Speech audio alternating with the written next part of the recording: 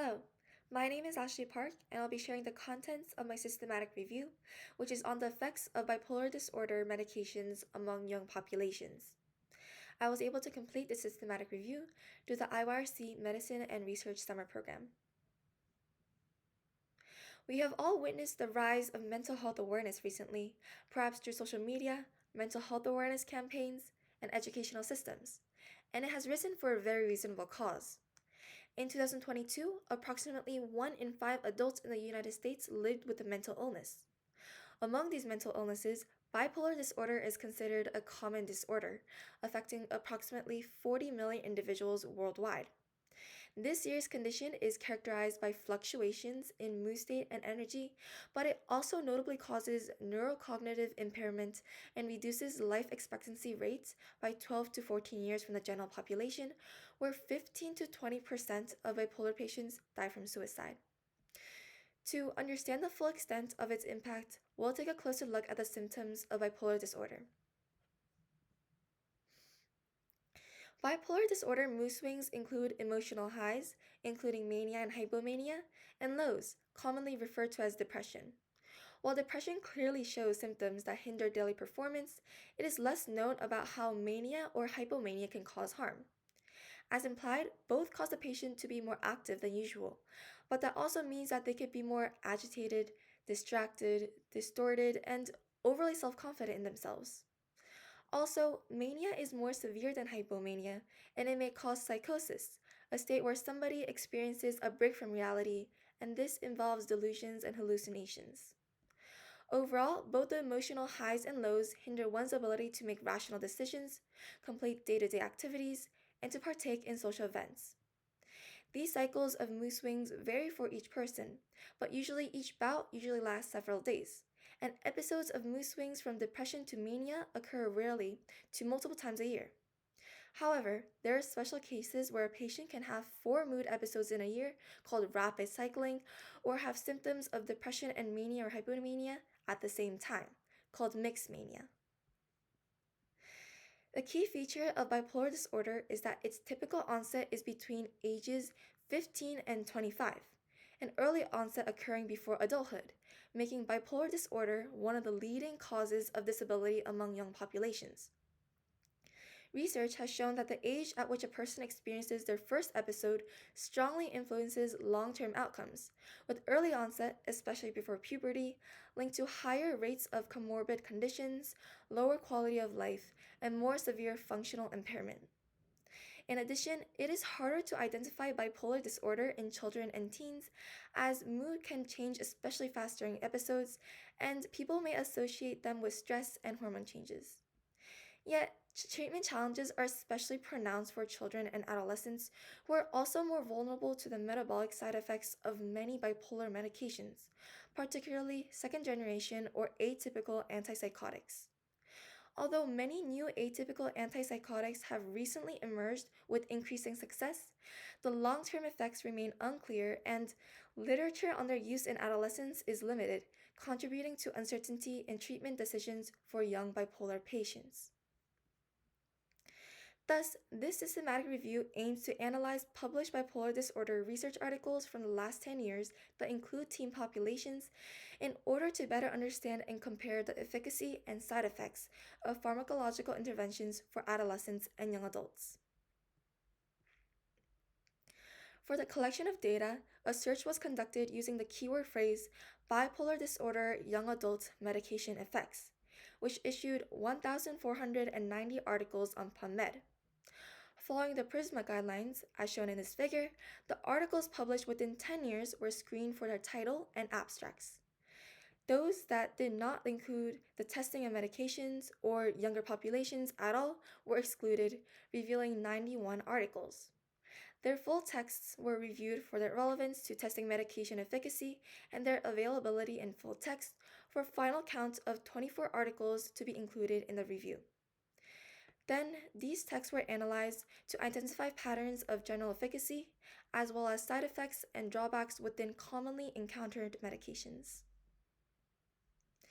And here is a preview of how I formatted the results of my findings available in the full systematic review. It lists the title, the type of study, the medications tested, the type of participants involved, and relative results.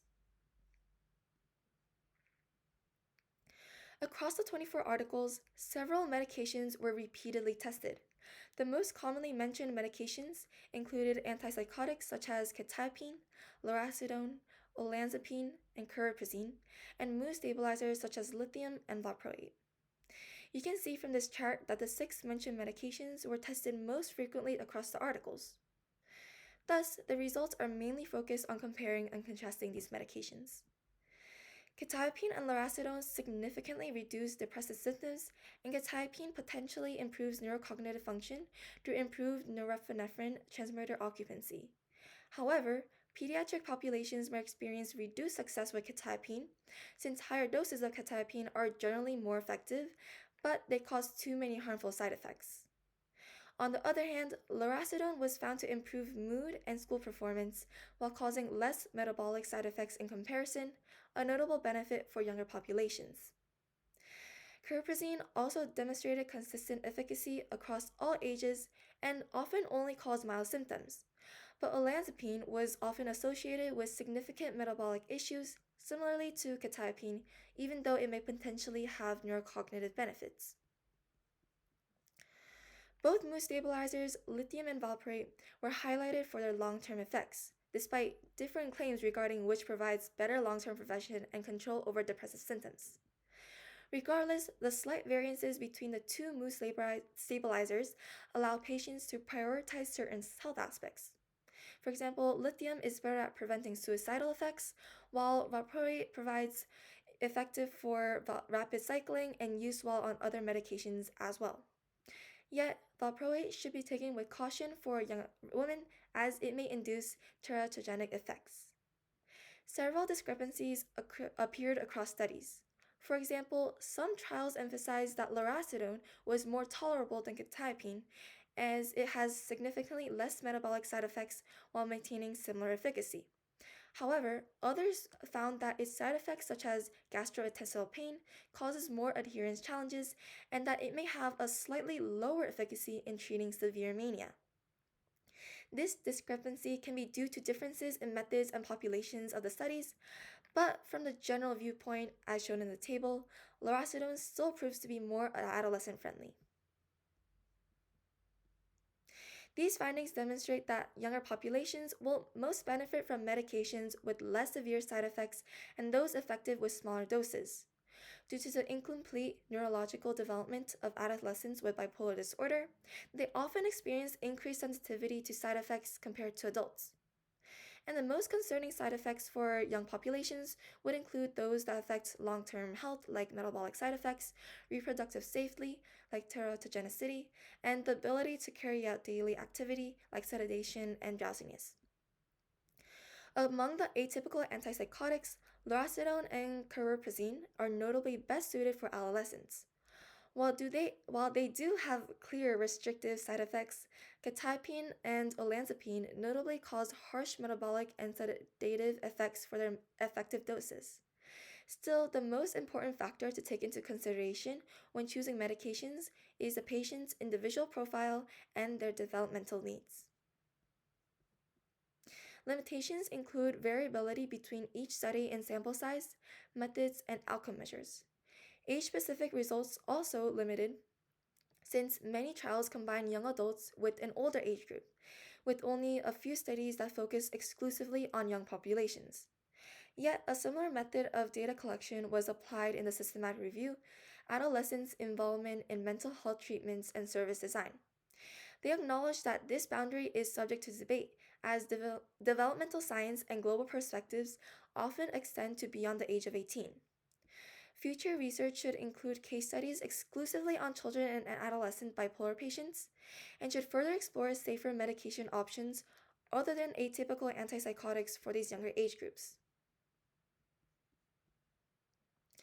In summary, antipsychotics and mood stabilizers are key treatments for bipolar disorder in young populations, but side effects ranging from metabolic risks to teratogenicity may cause long-term consequences. This review analyzed the beneficial and harmful effects of commonly discussed bipolar medications and provide insight of which are most beneficial to adolescents and young adults.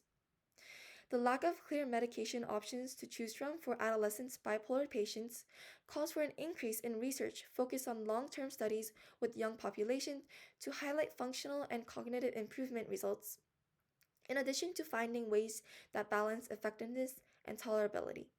Thank you.